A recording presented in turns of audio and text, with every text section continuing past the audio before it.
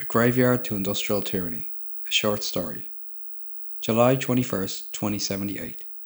A friend once told me there is a beautiful tomorrow in those who make it. So I guess that means the opposite is also true, right? Thoughts flutter through my mind, holding me to a merciful reality, a little dreamlike in its nature. A jolt of emotion races through my chest as I stand at the rusting gates of an abandoned premise. Overgrowth and a couple of trees riddled with wildlife occupy the grounds. The infrastructure appears to be gone in its entirety.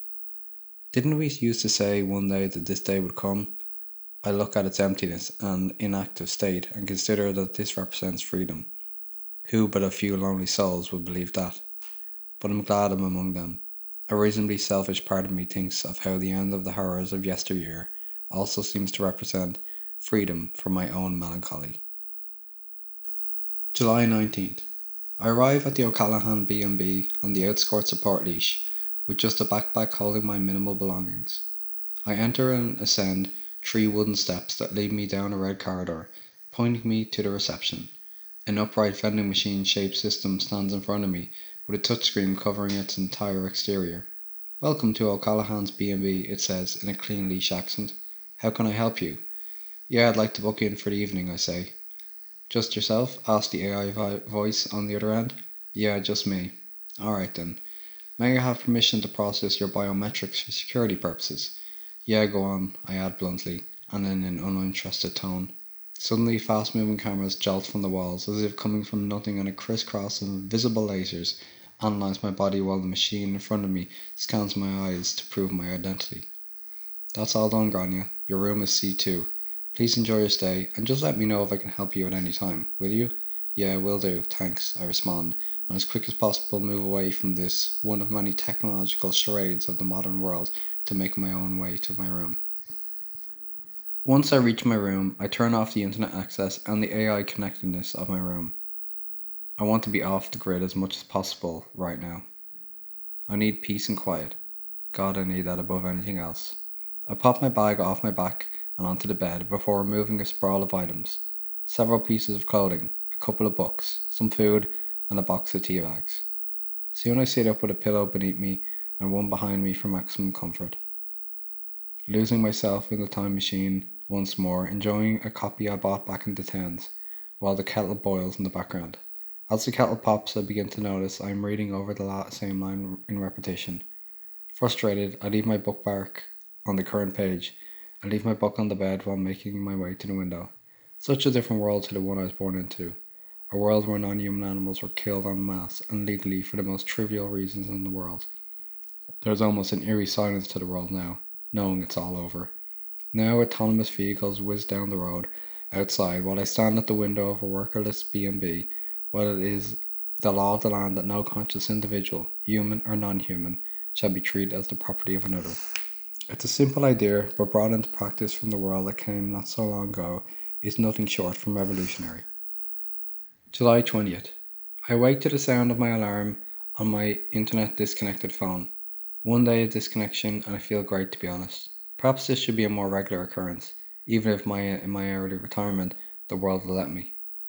God forbid I should want to be socially independent of the status quo after doing it for a lifetime. After departing from the B&B, I order one of the many autonomous cars I have a small share in to pick me up and drop me to Portlaoise. This location is not just relevant to my activist years, but it's also where my husband and I first met. I should clarify he's still alive, but for me reflection is best achieved as a solitary exercise.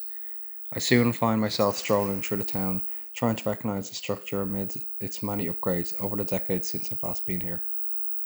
Graham may be from here, but it's been a long time since he's lived here.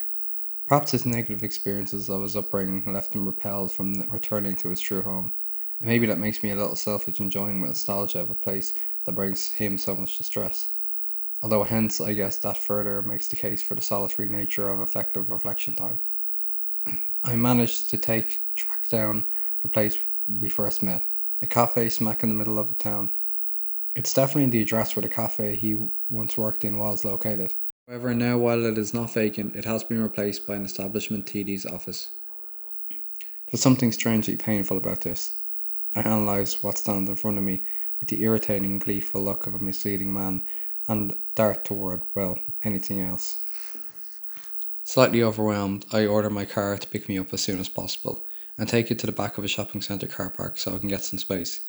Breathing heavily, with the window now tinted, I am brought back to feelings I only knew so well earlier in the century, the sense I had of a ruthless establishment. That was the case whether they were human or non-human. It was a struggle that could crush a being of seemingly infinite hope.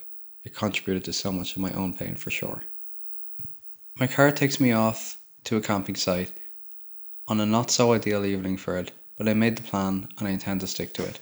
An old fashioned umbrella, one that doesn't nanofabricate from thin air, keeps me largely covered as I hurry from my car into a cosy house with a reception similar but somewhat larger to the B&B I left this morning.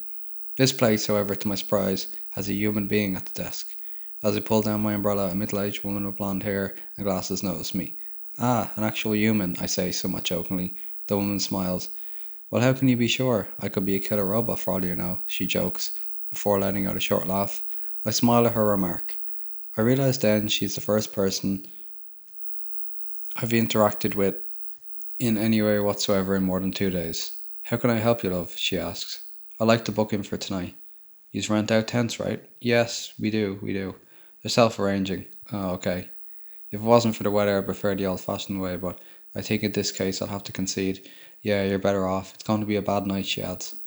After booking in, I make my way with the cover of my umbrella to my tent.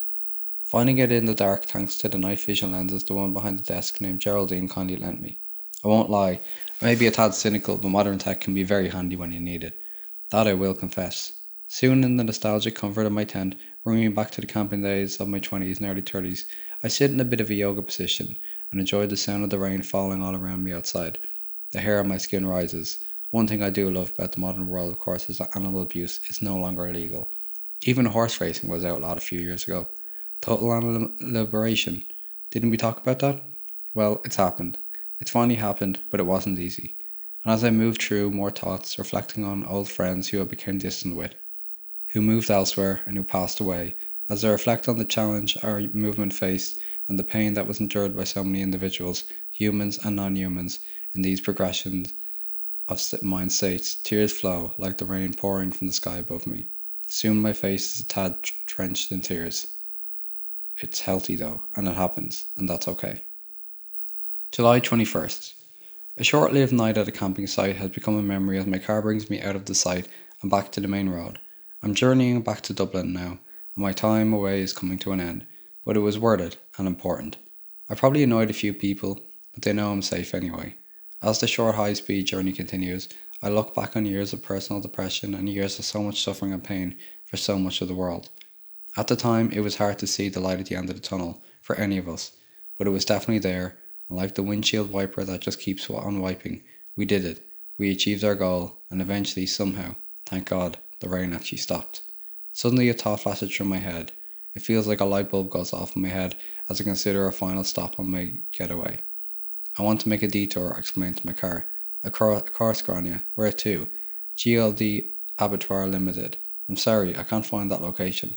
"Okay, well, find the energy station in... You know what? Get a map up and I'll find the spot," I respond. A holographic map appears and I begin to search for the exact spot in which that place of horrors once was based. The car drops me off at the gates of the facility. I tell my car to head off on a drive for half an hour and don't come back till the time has passed. Understood, I am alone standing at the gates of discontinued hell. Who knew Satan's ambitions had an expiration date? So many of us used to stand outside these places, outside fur shops, outside circuses, outside horse race meets, and we fought for them, in a world that almost entirely simply didn't care.